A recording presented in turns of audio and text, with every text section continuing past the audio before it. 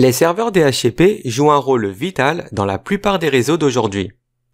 La plupart des périphériques réseau utilisent le DHCP pour obtenir une adresse IP, un masque de ce réseau, une passerelle par défaut et les adresses IP du serveur DNS. Dans un cours précédent, nous avons vu comment le DHCP fonctionnait. Ici, nous allons examiner les attaques qui se servent du DHCP et deux outils permettant de lutter contre ces attaques. Le DHCP Snooping, que nous allons détailler dans ce cours, et l'inspection dynamique ARP que nous verrons dans le cours suivant. Le mot snooping se traduit littéralement par espionnage en français. Le DHCP Snooping est une technique qui permet de configurer le switch pour écouter le trafic DHCP et arrêter tous les paquets malveillants qui se feraient passer pour un DHCP. Sur le schéma, nous avons un serveur DHCP qui est représenté en haut de la topologie. En bas à droite, vous voyez un client légitime qui souhaite obtenir une adresse IP. Et en bas à gauche, nous avons un PC malveillant sur lequel est installé un logiciel pour faire tourner un serveur DHCP. Alors, à votre avis, qui répondra en premier au message DHCP Discover que le client enverra pour demander sa config? Le vrai serveur DHCP, celui du haut, ou bien le PC faisant tourner un faux serveur DHCP, c'est-à-dire celui du bas? Sur les grands réseaux, le serveur DHCP se trouve généralement bien plus éloigné. Si une personne malveillante lance un serveur DHCP dans le même sous-réseau où se trouve la cible, eh bien ce sera probablement lui qui répondra le plus rapidement à la demande du client. Si l'attaque réussit, eh bien le faux serveur DHCP pourrait attribuer au client sa propre adresse IP comme passerelle par défaut. C'est ce qu'on appelle comme type d'attaque Man in the Middle, que nous avons déjà détaillé précédemment. Un autre type d'attaque possible serait que le faux DHCP envoie sa propre adresse IP en tant que serveur DNS dans le but par exemple d'usurper des sites web.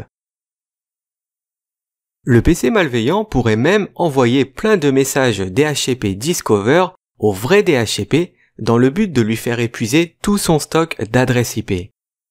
Alors comment pouvons-nous arrêter toutes ces attaques? C'est là qu'intervient le DHCP Snooping. Grâce à lui, il est possible de configurer les switches pour que les messages de type DHCP Discover et DHCP Offer suivent un chemin unique.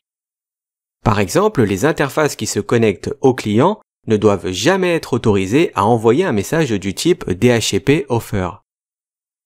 On peut donc les taguer comme étant non fiables, ce qui aura pour effet de bloquer ce type de message. Seule une interface configurée avec un tag fiable sera autorisée à transférer les messages DHCP Offer.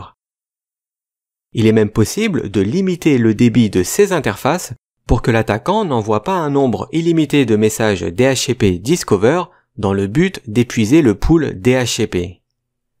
Avec ce type de procédé, lorsqu'un commutateur Cisco reçoit un DHCP Discover, il le transmettra uniquement sur les interfaces autorisées, ce qui empêche donc les faux DHCP de recevoir ce type de demande en premier. On va maintenant passer à sa configuration.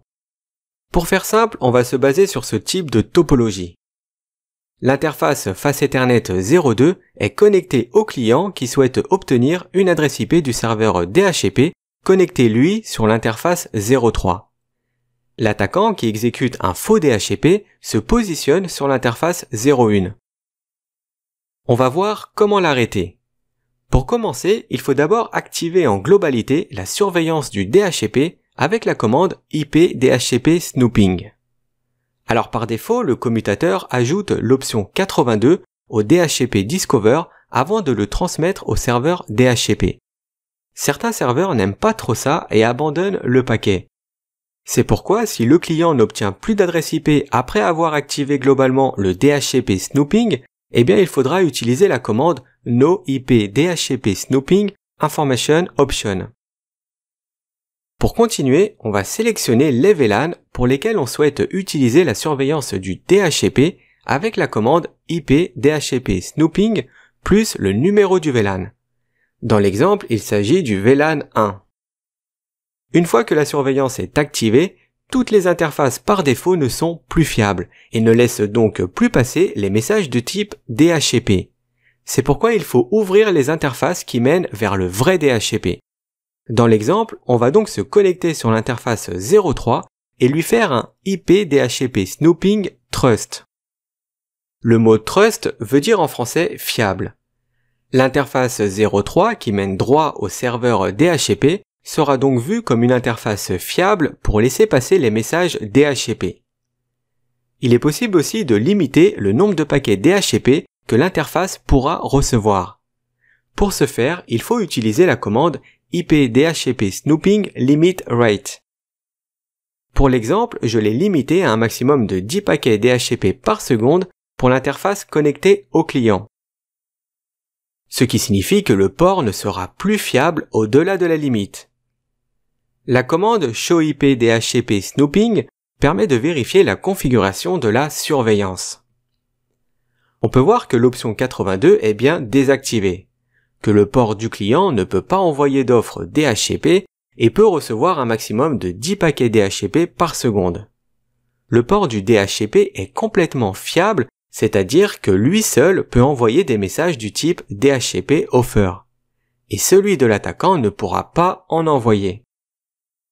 La commande showIP DHCP Snooping Binding permet d'assurer le suivi de la liaison des MAC adresses avec les IP. Tous les messages du type DHCP offer qui circulent sur une interface non approuvée seront supprimés.